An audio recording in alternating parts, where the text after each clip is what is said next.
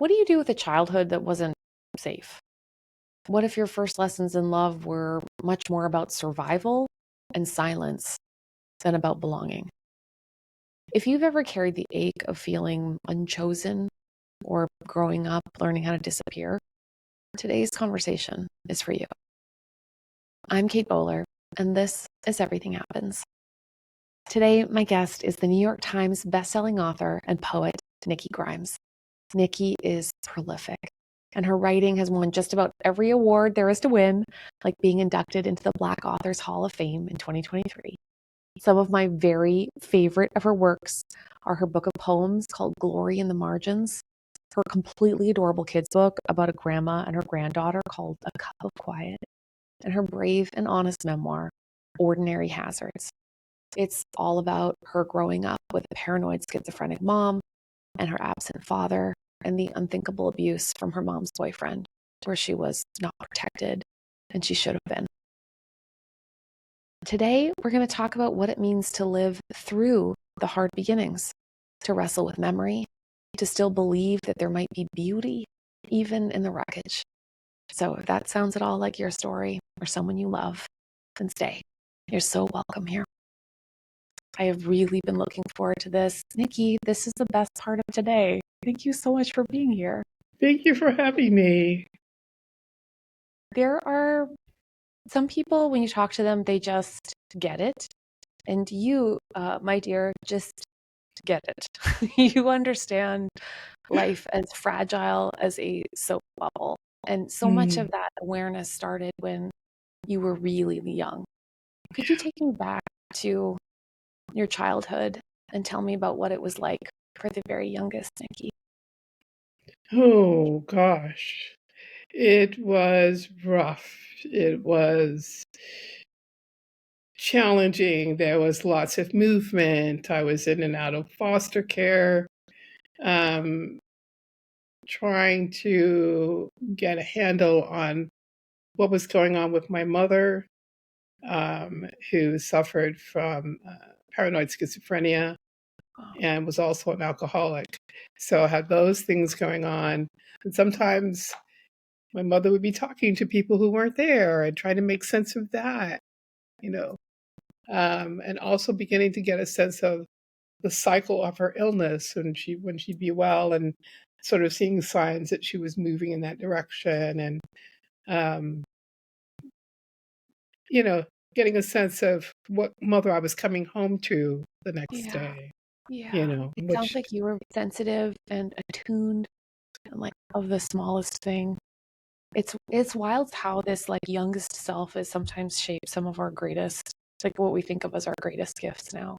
even at a very young age, I could sense if I was around somebody who was in any kind of pain Yeah, or, loneliness, whatever. I was the kid who would notice that kid and go over and say, are you okay? Or befriend them yeah, because I sensed it.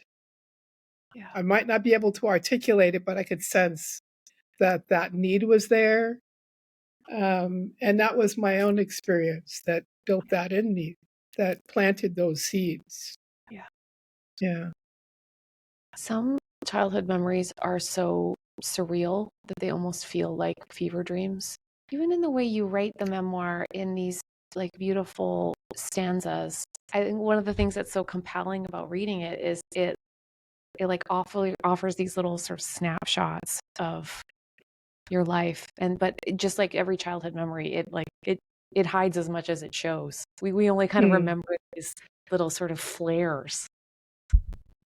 I think that's true for everyone. I used to think that only, for instance, people with traumatic memories would lose their memories. And I have since learned that we all do have Huh. memories we hold on to and others that just get lost along the way. Who Yeah. knows why? And they're not always bad memories either. One of the Yeah. things that happened for me when I was writing my memoir is I recovered a memory that I didn't even realize I'd lost. Um, and it was a good one. So I was like, well, why did I lose that? But Yeah. there was a piece I was trying to write about my father's last gift to me before he died, which were uh, ice skates, brand new, beautiful white ice skates. And I was writing a scene about that, and I suddenly wondered why he bought me those skates because I had no memory of skating, right? I'm like, these are expensive. This is an expensive gift. Why did he get these for me? And then I called my oldest childhood friend and I said, Deb, did we ever go ice skating?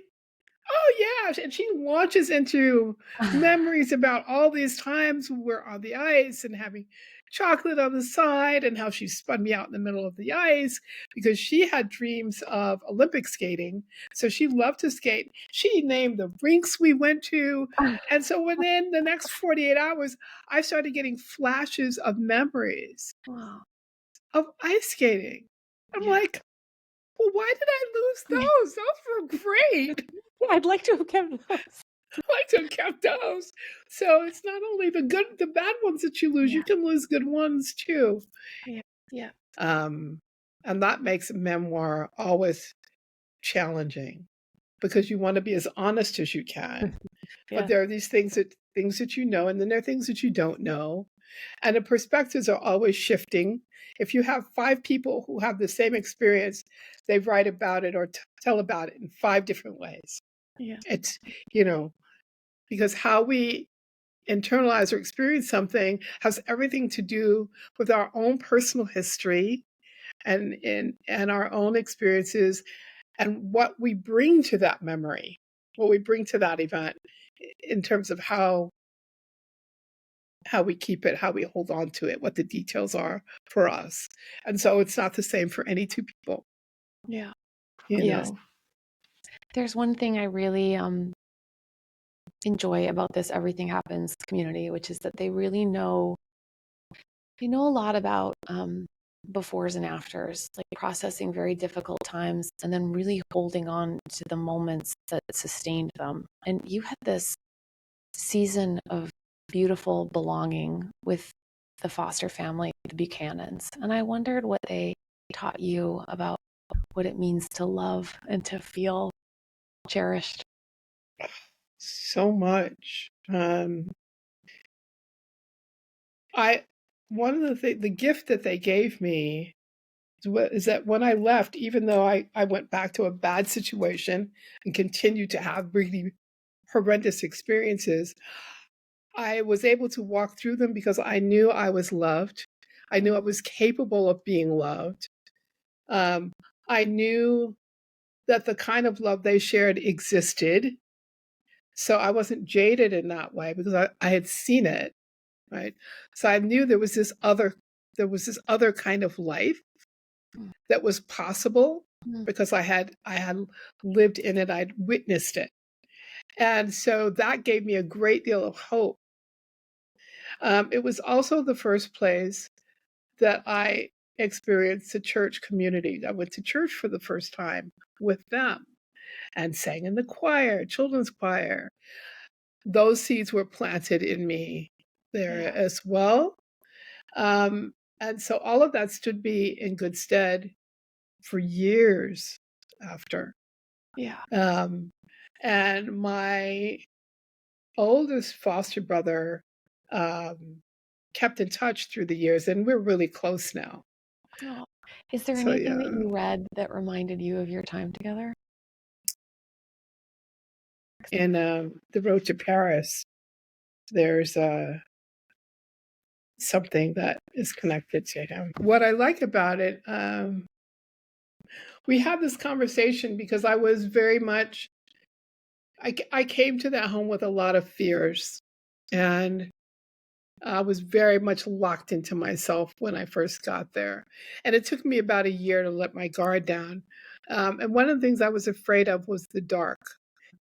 And I asked him, um, if he was ever afraid or something.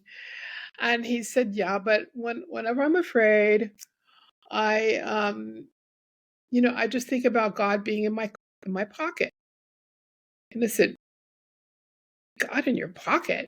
I was like, How is God supposed to fit in your pocket? And he said, no, no, no, it's just the idea that I think of him as if he's that close, Yeah. if I need him. And when I remember that, I'm not afraid anymore. She said, and that works? And he said, yeah, okay. So then she takes that with her, and it comes up again in the story. Well, one day I was doing a presentation at a library, and the classes who came to the library had just read The Road to Paris. And one of the girls in the class came to this presentation with a basket in which she had taken like plastic discs. She had painted the word God in gold on each disc.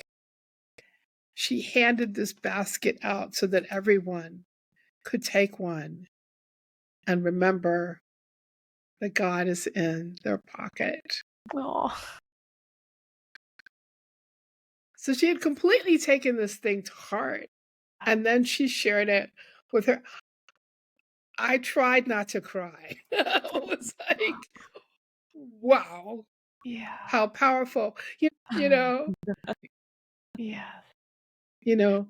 And that was about my brother Kendall. He always was looking out for me and reaching out to me, and kind of he was just a real caretaker. He had like a real nurturing kind of spirit about him. Always did. And his father had that, his mother had it, but especially his dad. But Kendall has always had that, and he was that for me. Yeah, I'm so struck that that was the place where you had your very first birthday cake for your 7th birthday. yeah. Birthdays in general are still special to me. A lot of times I travel so that I'm not home to worry about if somebody remembers to call or whatever, because I'm not used to my birthday being remembered. Um, and so when I turned 60, I decided I was going to do a big birthday bash. And one of my friends said, you're spending all this money for a birthday. I'm like, oh, no, no, no, no. I didn't grow up with everybody celebrating me like you did. Yeah. Like, this is a big deal and I'm doing it. I don't care what it costs. And she was like, I was like, it's such a different story. If this is the norm of your life, your family celebrates you and people call and all this kind of stuff. I didn't have that. So I have a whole other perspective on, Yeah. on a birthday. And so I was 60. I'm like, I'm doing this blowout thing. And I, did it at one of my favorite restaurants and, just went all out. Friends who were there, musicians played. Oh my And gosh. I asked everyone to bring a poem, to bring a favorite poem. And I was really surprised. Some people wrote poems for the first time. I was expecting them to find like a poem that they loved to read, but a number of people wrote their own poems and Oh, they'd never written one before oh, to share with me. It was such a gift. So, yeah. Anyway, so these are some just gems that come from a not so fun story. yeah. You could turn almost anything around. Sometimes I wonder too if being able to easily recover the feeling of being a child, the feeling of not being able to secure your own safety or like the love and stability of parents, it really gives you this deep empathic knowledge of exactly what that age feels like. Like Hmm. the fact that kids are simultaneously immersed in like a parental world they're not choosing, and yet also just like on a sidewalk having their own adventures, and somehow both are their reality. Yeah. Yeah. We have a double reality as adults too, because our child is still alive and alert. We don't let that child out very often, but we do have that duality as well. Children just don't bother to hide it. and Yeah. much closer to it, and will often show sort of that duality Yeah. much more easily.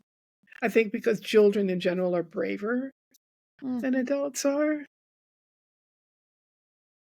We haven't learned not to be. mm. Yes. Yeah, they are brave, aren't they? We were on our childhood and the things that we tried and did, and we're like, I don't believe I did that. And I'm still here.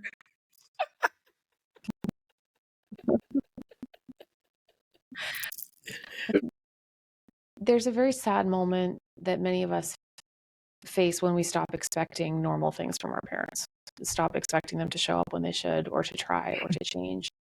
And I think one reason why as adults we don't often talk about it or be as honest as you've been is that we will hear from other people, well, they did their best. And I thought Tara Westover just said something really powerful. I'll never forget about it. She just said about her dad, like, he did the best with what he had, but his best was devastating. Mm, that's interesting. Because what I was thinking when you were saying that is like, in some cases, they didn't do their best, Yes, well, thank God you're saying it. you know, Yeah, and you have yeah, to forgive them anyway yes, for yourself, you yeah, know. Um,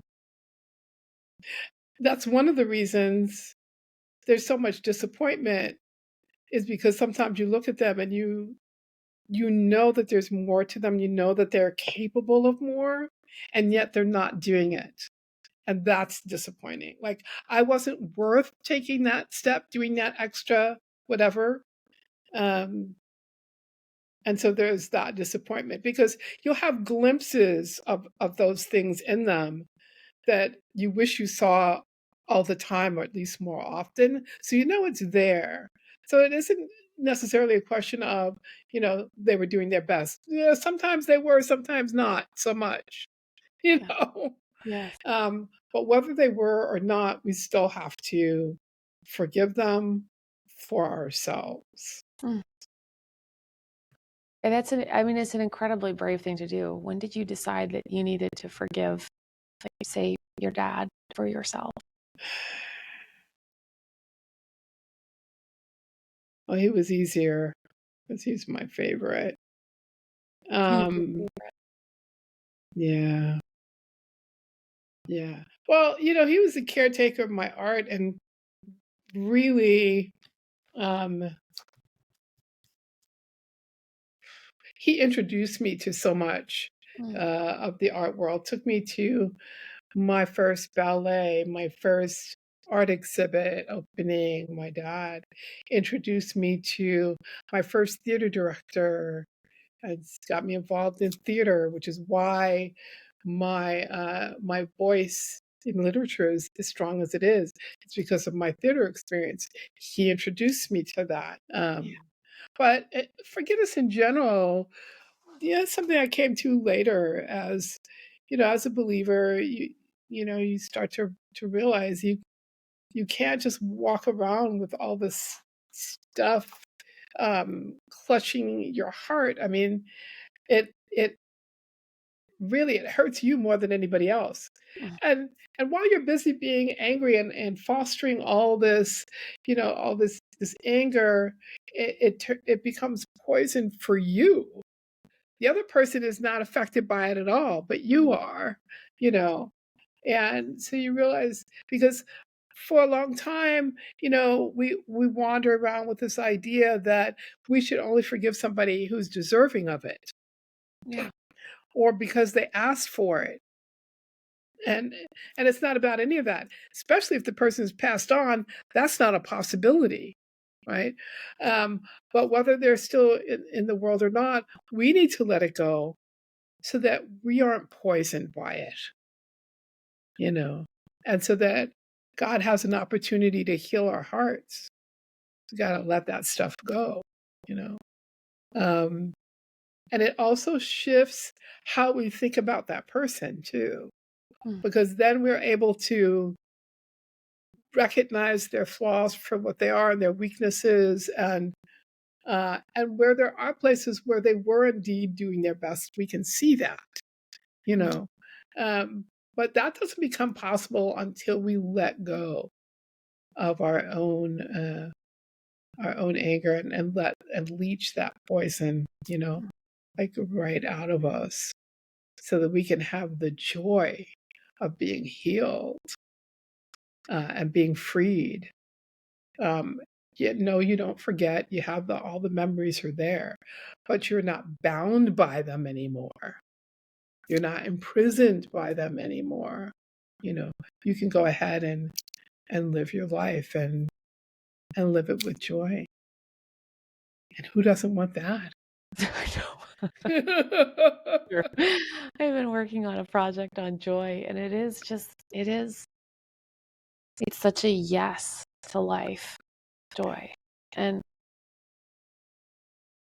I wonder if, I mean, there's so many people who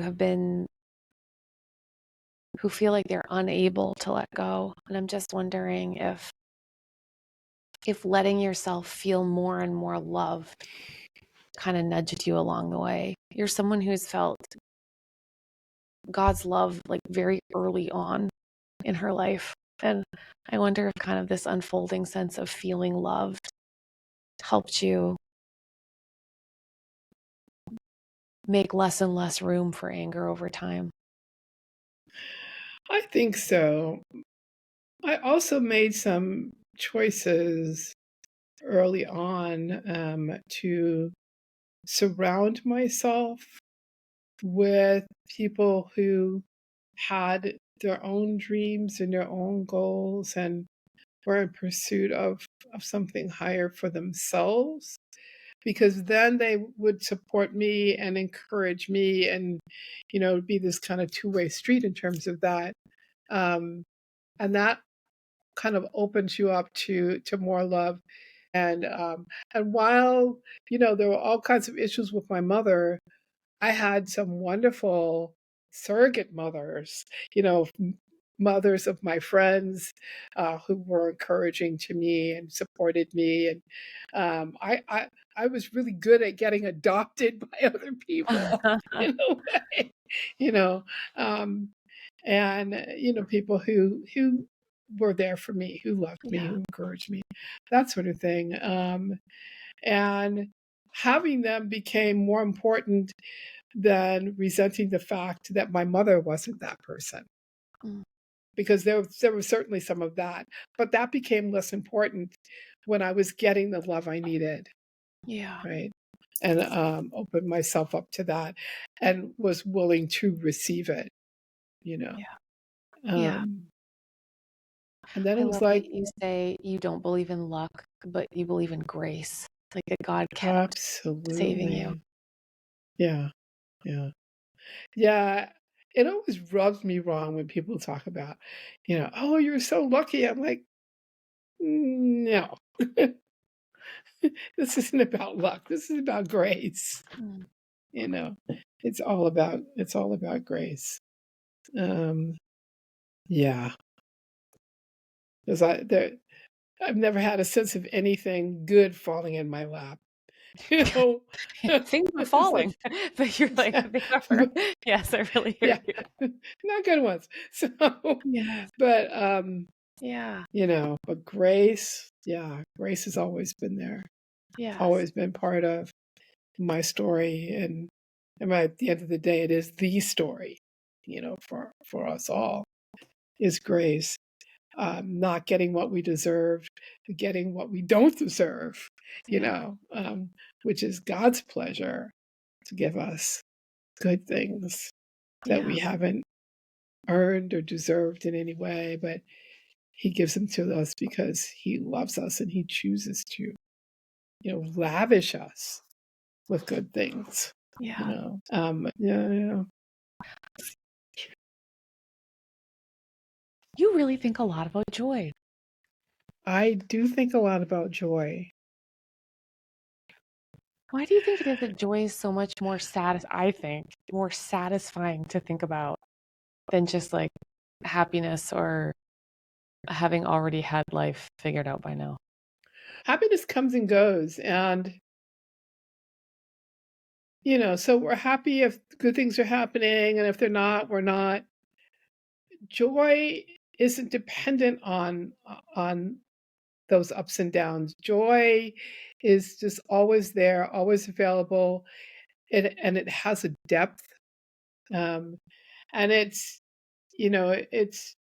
available from the heart of God 24/7. It's just Mm. always there. We can always tap into it, if we open ourselves. There are so many things on a daily basis that try to steal our joy Yeah, and distract us from joy yeah, and try to convince our souls that everything is desperate and dark, and you know um and we start to believe that yeah. and act accordingly. Everything is hopeless, and then God says, hello, still here, Mm, still on the throne, mhm. still making joy. You know what I mean? Still ready to give it to you anytime. It's there. I'm like, oh yeah, it's still there. Yeah, Just tap into it and let it bubble up, yeah, and then share it. Joy becomes our fuel. And hallelujah, at times like this that are so dark and so challenging and so contentious, yeah, we need that fuel. yeah, We yeah, need that fuel, that joy, just to get from this step to the next, is the one thing that a person needs to feel lighter and to realize, oh, I can move forward. I can do this. I yeah, can do this. I can tackle this. I can face this, you know, um, and to be sort of light enough and rejuvenated enough to take whatever that next step is, to to resist, to act, to be more loving in their own circle, to reach out to that person that maybe they you know didn't feel strong enough to reach out to before. Whatever it is, joy fuels us. yeah. Nothing fuels us like joy does, you know. Nikki, I feel like I could hear your heartbeat when you talk about joy. It really sustains you. Mm, Do you yeah. think kids know more about joy than other people? Because I have this sense about like the way that it's connected to noticing and gratitude and hope and delight. Like these are all things kids are particularly good at. And I just wonder if some of that, the particularity of kids' ability to notice and be grateful and to be in the details makes them maybe more joyful. I think so. They really can hone in on things in a way that we don't. If you really want to see something or you want to see it a new way, look through a child's eyes. They're Mm. always noticing things that adults miss. What do you think kids notice about God that we miss?